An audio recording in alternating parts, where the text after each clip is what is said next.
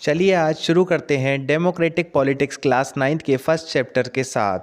हमें सबसे पहले इसमें देखना पड़ेगा किस तरह एक डेमोक्रेटिक फॉर्म ऑफ गवर्नमेंट एक डिक्टेटरशिप फॉर्म ऑफ गवर्नमेंट में बदल जाती है, जिसके लिए हमें एक एग्जाम्पल की ज़रूरत पड़ेगी। तो हम बात करेंगे सल्वाडोर अलांदे की। चैप्टर की स्टार्टिंग में सल्वाडोर की स्पीच का एक पार्ट गिवन है। These are my last words and I am certain that my sacrifice will not be in vain। कुछ इस तरह उन्होंने अपनी बात का अंत किया। आखिर क्यों कहा उन्होंने ऐसे? कौन थे सल्वाडोर? चलिए देखते हैं। सल्वाडोर 1970s के प्रेसिडेंशियल इलेक्शन के बाद चील के प्रेसिडेंट चुने गए, जिसके बाद उन्होंने बहुत से अच्छे काम किए जिनका उन्हें हर्जाना भी चुकाना पड़ा।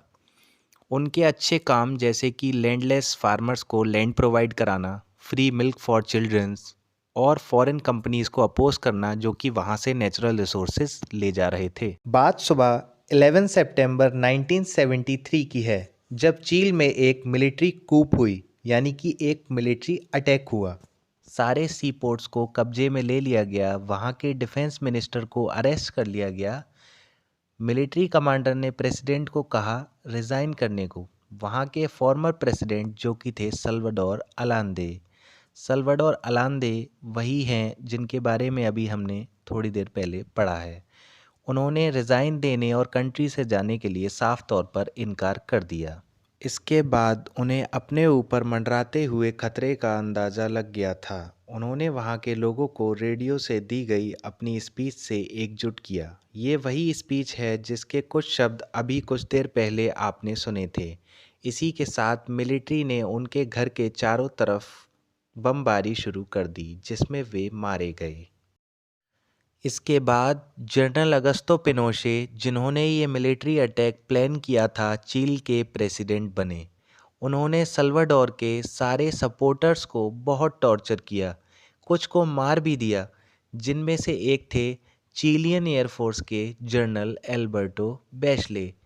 उनकी वाइफ और बेटी मिशेल दोनों को जेल भेज दिया गया। 3000 से ज़्यादा लोग मारे गए। इन इमेजेस में राइट हैंड साइड में चिलियन एयरफोर्स के जनरल बैशले हैं, साथ ही खड़ी उनकी वाइफ और बेटी मिशेल बैशले। अंत भला तो सब भला, जैसा कि हमें पता है बुराई का अंत एक दिन होता ही है। पिनोशे की तानाशाही का अंत हुआ 1988 के रेफरेंडम के साथ। पिनोशे बहुत कॉन्फिडेंट थे कि लोग उनकी गवर्नमेंट से खुश होंगे और उन्हें वोट देकर यस का जवाब देंगे, लेकिन ऐसा नहीं हुआ। वहाँ के लोगों का जवाब था एक डिसिसिव नो। इस तरह एलएनडी की लास्ट स्पीच सच हुई और वहाँ एक बार फिर डेमोक्रेसी रिस्टोर हुई। आर्मी का इंटरफेरेंस अब ख़त्म होने लगा। वहाँ के इलेक्टेड कैंडिडेट्स ने इंक्वायरी की पिनोशे के ऊपर, जहाँ पे ये पाया गया कि पिनोशे की गवर्नमेंट बहुत ही ब्रूटल और करप्ट थी, और वो छोटी सी बच्ची जिसका नाम मिशेल बैशले था, आगे जाकर 2006 में प्रेसिडेंट ऑफ चील इलेक्टेड की गई। मिशेल बैशले प्रेसिडेंट के साथ साथ एक मेडिकल डॉक्टर, एक मॉडरेट सोशलिस्ट भी बनी, और वे first women defence minister Latin America की चुनी गईं। आगे हम बात करते हैं पोलैंड की। बात है 1980s की, जब पोलिश यूनाइटेड वर्कर्स पार्टी का पोलैंड पर राज था। United workers party communist party का एक पार्ट थी, जिसने ईस्ट यूरोप की कुछ कंट्रीज़ पे राज किया। इन कंट्रीज़ में किसी भी और पॉलिटिकल पार्टी का फंक्शन अलाउड नहीं था। लोग लीडर्स को नहीं चुन सकते थे। जो भी कम्युनिस्ट पार्टी के खिलाफ बोलेगा वो जेल जाएगा। पोलैंड की गवर्नमेंट पर कंट्रोल यूएसएसआर सोवियत यूनियन का था, जो कि एक बहुत बड़ा और पावरफुल कम्युनिस्ट स्टेट था। बात 14 अगस्त 1980 की है, जब डेन्स्के सिटी की लेनिन शिपयार्ड के वर्कर्स स्ट्राइक पे आ गए, क्योंकि एक वुमेन को गलत तरीके से काम से हटा दिया गया था। और ठीक ऐसा ही एक क्रेन ऑपरेटर के साथ भी हुआ।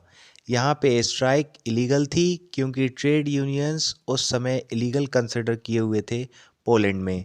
यहाँ पर सामने आते हैं एक नए कैरेक्टर जिनका नाम है लेक वलेसा, जो कि फॉर्मर इलेक्ट्रीशियन थे, जिन्हें 1976 में अपनी डिमांड्स के चलते निकाल दिया गया था। असल में ये अपनी तनख्वाह बढ़ाना चाहते थे। देखते ही देखते ये स्ट्राइक एक मूवमेंट की तरह बढ़ने लगी। लोग जगह जगह स्ट्राइक पर बैठने लगे, जिसके साथ ही साथ सरकार को अपनी हार मानते हुए 21 पॉइंट्स का एक एग्रीमेंट लेक वलेसा के साथ साइन करना पड़ा। इसी के साथ एक ट्रेड यूनियन भी बनाई गई जिसका नाम सॉलिडरिटी रखा गया। सॉलिडरिटी, जिसे पोलिश लैंग्वेज में सॉलिडरनॉस्क भी कहते हैं। 1981 में यहाँ पर एक नए डिक्टेटर आते हैं, जनरल जरूजेल्स्की, और वो मार्शल लॉ, एक तरह की इमरजेंसी सिचुएशन इम्पोज कर देते हैं। एक बार फिर लोगों से प्रोटेस्ट करने और अपनी बात रखने का हक छीन लिया जाता है। लेकिन एक बार फिर सॉलिडरिटी स्ट्राइक्स सामने आने लगती हैं 1988 में, और एक बार फिर लेक वलेसा के साथ नेगोशिएशन होता है फॉर फ्री इलेक्शंस इन अप्रैल 1989, जिसमें सॉलिडरिटी ने 100 सीट्स पे कंटेस्ट किया, जिसमें से 99 वो जीत भी गए, और लेक वलेसा पहले प्रेसिडेंट बनते हैं पोलैंड के। इसके बाद जब चैप्टर में हम आगे रीडिंग करते हैं तो हमें डेमोक्रेसी के दो इम्पॉर्टेंट फीचर्स के बारे में बताया जाता है, जिसमें से एक है इलेक्टेड कैंडिडेट्स और दूसरा है freedom to express views, freedom to organise and freedom to protest. आप देख सकते हैं किस तरह डेमोक्रेसी ने एक वेब कंटिन्यू किया, चेंजिंग मैप ऑफ डेमोक्रेसी। आप देख रहे हैं 1900 टू 1950 किस तरह डेमोक्रेसी अपने लिए जगह बनाती गई। There after here is a map of 2000। 1980s के बाद डेमोक्रेसी एक अलग वेब के साथ इमरजेंस में आई। सोवियत यूनियन पोलैंड के साथ साथ बहुत सारी कंट्रीज़ पर राज जमाए हुआ था। धीरे धीरे उन सारी कंट्रीज़ ने पोलैंड की तरह ही डेमोक्रेसी की तरफ हाथ बढ़ाया। उन्होंने डेमोक्रेसी को चुना, ना कि डिक्टेटरशिप को। इस समय पाकिस्तान और बांग्लादेश में भी डेमोक्रेसी को लेके बहुत से चेंजेस को नोट किया गया। Democracy to dictatorship and dictatorship form of government से एक बार फिर से डेमोक्रेटिक फॉर्म ऑफ गवर्नमेंट तक का ये सफ़र जारी रहा और ये साइकिल चलती रही, जहाँ एक तरफ नेपाल के किंग ने अपनी बहुत सी पावर्स को डिवाइड कर दिया ताकि वहाँ कॉन्स्टिट्यूशनल मोनार्की फॉर्म हो जाए। वहीं 99 में जनरल मुशर्रफ ने आर्मी रूल वापस इम्पोज कर दिया पाकिस्तान में। कुछ ऐसा ही देखने को मिला म्यांमार के साथ भी, जैसे हम पहले बर्मा के नाम से जानते थे। कॉलोनियल रूल से 1948 में फ्रीडम लेने के बाद 14 साल के बाद ही एक मिलिट्री अटैक के बाद म्यांमार की फ्रीडम वापस छीन ली गई। तभी सामने आया एक बहुत ही strong character Aung San Suu की। ऑंग सैन सू की, जो कि NLD national league for democracy के लिए कैंपेनिंग कर रही थीं। कैंपेनिंग करने के लिए उन्हें हाउस अरेस्ट भी किया गया, लेकिन उन्होंने सब कुछ अपने घर से ही कंटिन्यू किया। 1948 तक कॉलोनियल रूल से तो म्यांमार को छुटकारा मिल गया, लेकिन 1962 में एक बार फिर एक मिलिट्री कूप हुई और डेमोक्रेसी एक बार फिर ख़त्म हुई। 1990s में 30 इयर्स के बाद एक बार फिर इलेक्शंस देखने को मिले। The national league for democracy NLD won the election, but military leaders refused the result totally. Aung San Suu Kyi, जिन्होंने अपने घर से ही कैंपेनिंग को कंटिन्यू किया, उनकी कोशिशों के बाद एक बार फिर 2015 में इलेक्शंस ऑर्गेनाइज हुए and with her struggles NLD won the elections once again.